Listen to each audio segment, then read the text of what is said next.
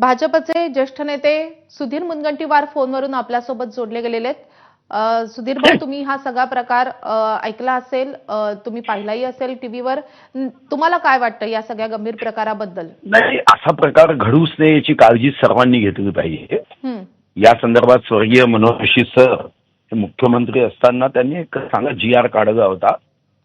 अशा घटना तेव्हा काही झाल्या होत्या भाजप शिवसेना युतीच्या कालावधीमध्ये. तर अशा घटना घडूच नये.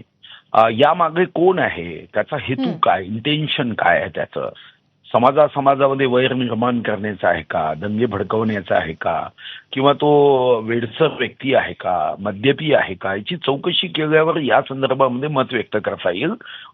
त्या ठिकाणी CCTV कॅमेरे असल्याने मला वाटतं की दोषी हा लवकरच सापडेल पोलिसांना. पोलीस तर आपली चौकशी करून त्याला जेव्हा पकडेल, जर त्यांनी इंटेन्शन ठेवून हे काम केलं असेल तर त्याला कडक शिक्षा केली पाहिजे. त्याला आवश्यक असेल तर आपण कडक शिक्षा करण्यासाठी इतर कायद्यांमध्ये हा गुन्हा नोंदला पाहिजे.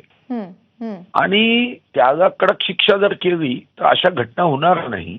अशा पद्धतीने मग एक लोकांच्या मनात भीती निर्माण होऊ शकेल. सुधीर भाऊ, पण हा भाग खूप वर्दळीचा आहे. शिवाजी पार्क सारखा परिसर. अनिल देसाई यांचं असं म्हणणं आहे की सरकारचा फेल्युअर आहे, कारण मुंबईत आता कुठेही अशा घटना घडायला लागल्यात. नाही, असं नसतं. आता मागे बॉम्बस्फोट वगैरे जेव्हा झाले तेव्हा तो वर्दळीचाच भाग होता ना. तो कोणता सुनसान भाग होता? असा एक घटना करणारा जो बदमाश असतो तो कुठेही घटना करतो. आपण बघितलं आहे ना, ती घरातही होऊ शकते, सार्वजनिक स्थानी जिथं गर्दी आहे तिथेही होऊ शकते, निर्जन ठिकाणी होऊ शकते.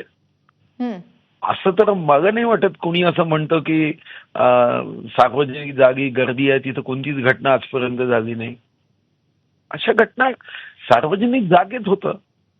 मला वाटतं याचा संबंध त्याच्याशी नसून ज्या कुणी ही घटना घडवली आहे त्या दोषीला कडक कारवाई झाली पाहिजे, या दृष्टीने काम केलं पाहिजे.